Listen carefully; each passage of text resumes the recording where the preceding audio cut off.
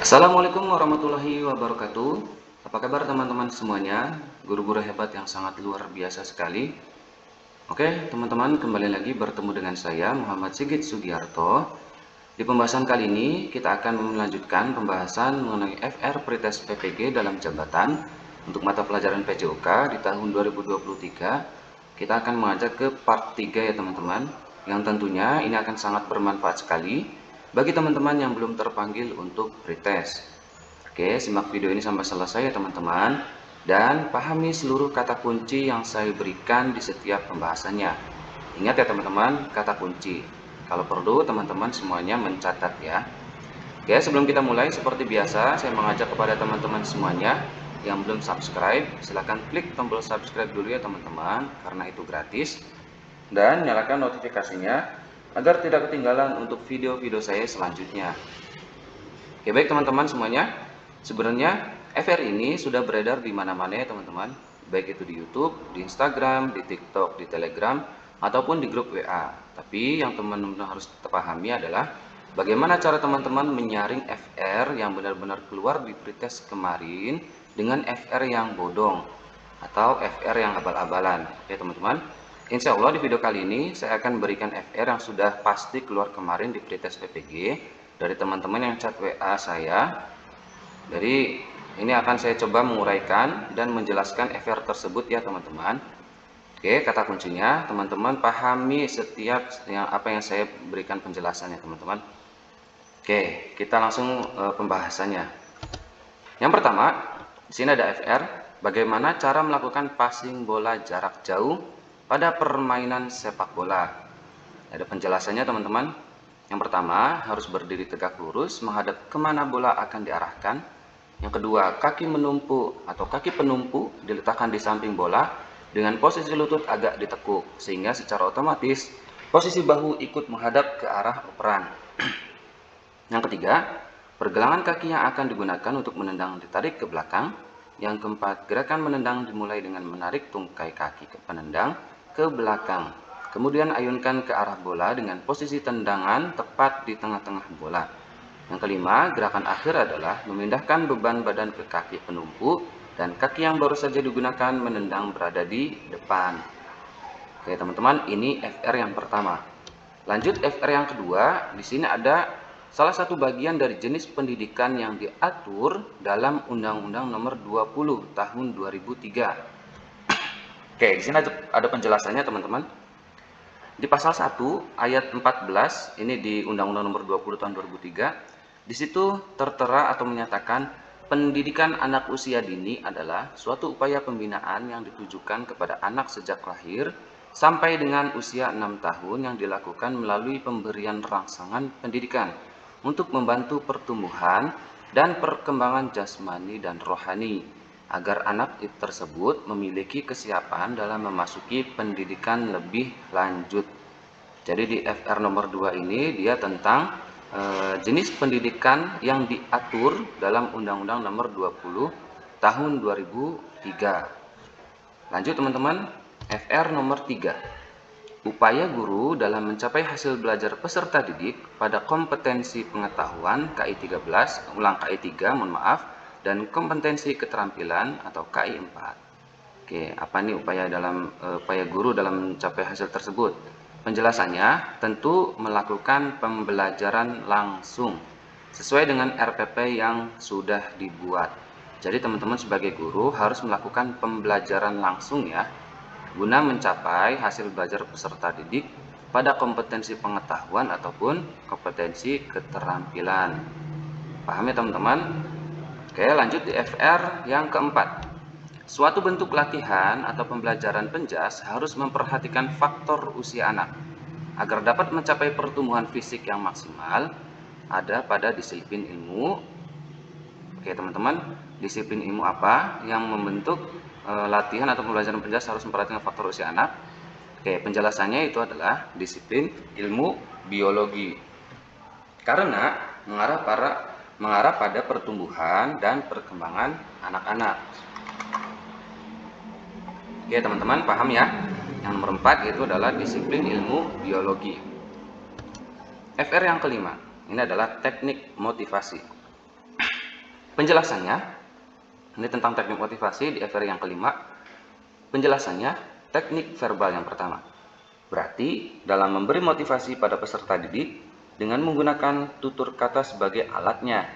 Hal ini dapat dilakukan melalui pembicaraan, diskusi, pendekatan individual. Yang kedua, teknik tingkah laku. Ini merupakan cara untuk memotivasi peserta didik melalui contoh atau keteladanan dari guru dalam tingkah laku, sikap, perbuatan agar dicontoh oleh peserta didik yang diasuhnya.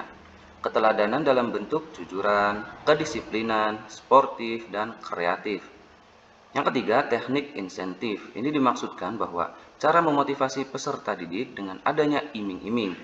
Ini berwujud misalkan uang atau benda lain, namun dapat juga dalam bentuk hadiah. Yang keempat, teknik superstisi.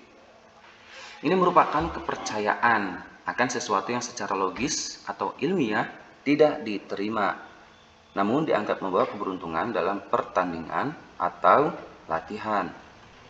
Lanjut teman-teman, ini FR yang kelima ya. Lanjut FR yang keenam teman-teman. Ini ada kaitannya aktivitas kebugaran jasmani dengan pendidikan kesehatan di FR yang keenam ini.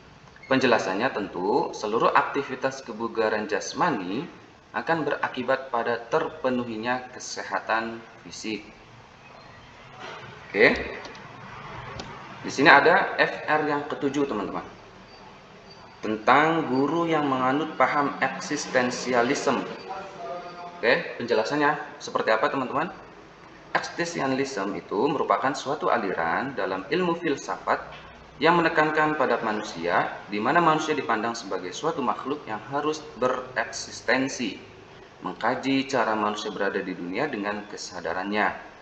Di sini untuk di pembelajaran biasanya guru yang menganut paham eksistensialisme, yaitu biasanya sifatnya komando atau dia sebagai instruktur ya teman-teman, karena dia ingin eksis. Kata kuncinya adalah eksis ya teman-teman. Lanjut.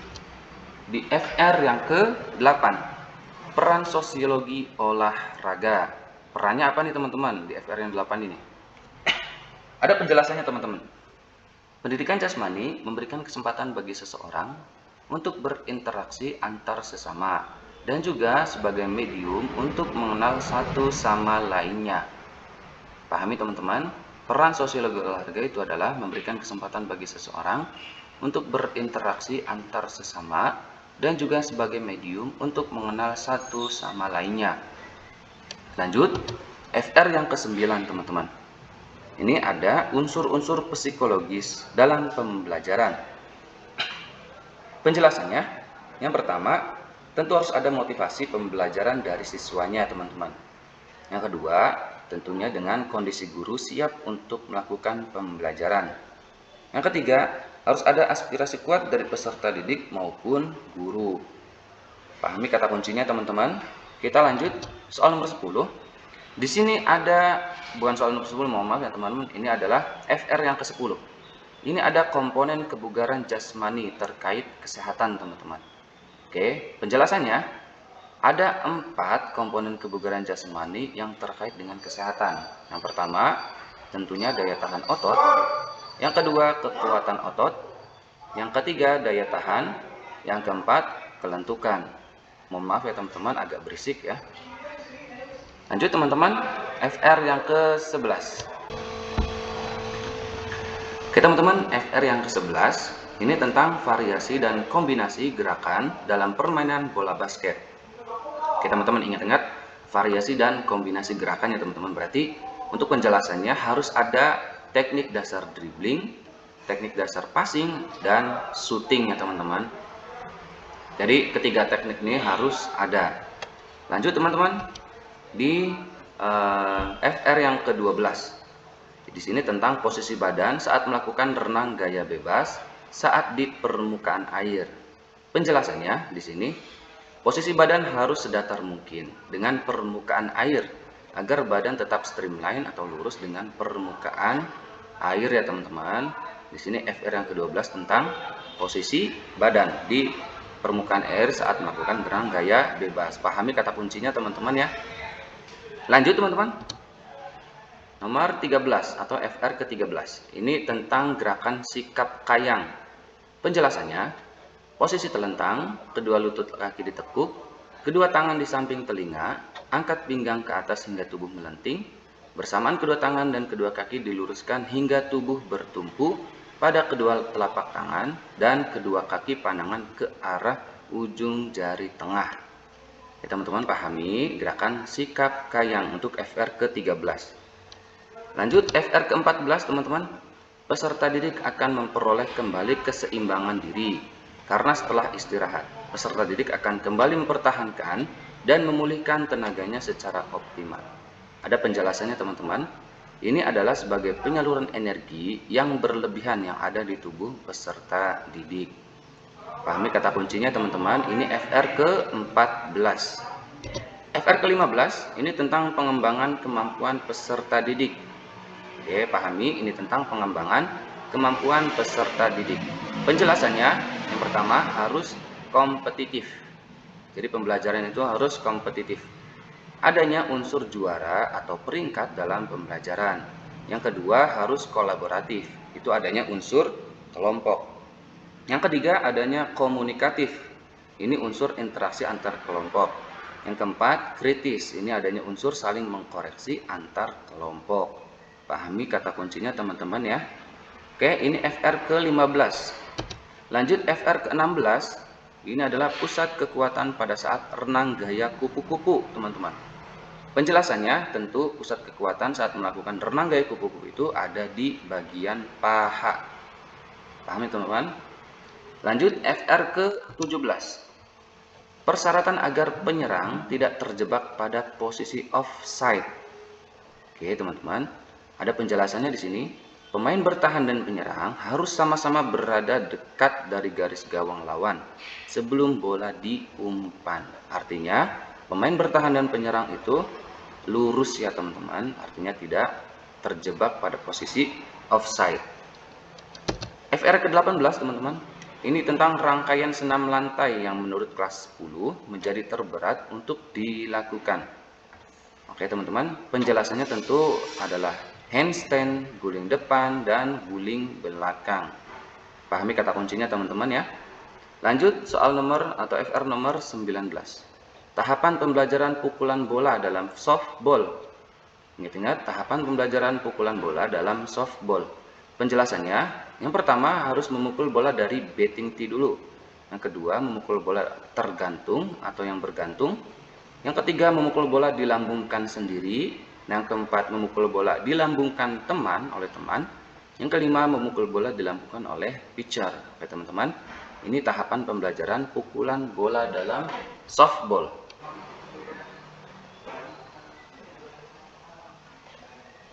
Oke, FR yang ke-20 teman-teman tentang gerakan low impact dalam gerak senam berirama.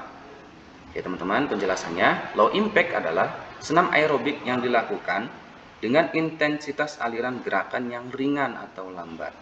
Terdiri dari gerakan single step, double step, dan V-step. Oke teman-teman semuanya. Untuk di part 3 ini saya kasih 20 FR dulu ya teman-teman. Nanti di part keempat dan selanjutnya saya akan memberikan lagi FR selanjutnya teman-teman. Jangan lupa teman-teman jika suka video saya, klik tombol subscribe, like, share, dan juga komen ya teman-teman. Dan nyalakan notifikasi loncengnya ya teman-teman. Oke, bagi teman-teman yang ingin memiliki FR ini secara utuh, silakan teman-teman bisa DM Instagram saya di link deskripsi di bawah ini. Oke teman-teman semuanya, terima kasih atas perhatiannya. Semoga teman-teman semuanya sukses dalam pretest nanti. Dan salam dari saya. Assalamualaikum warahmatullahi wabarakatuh.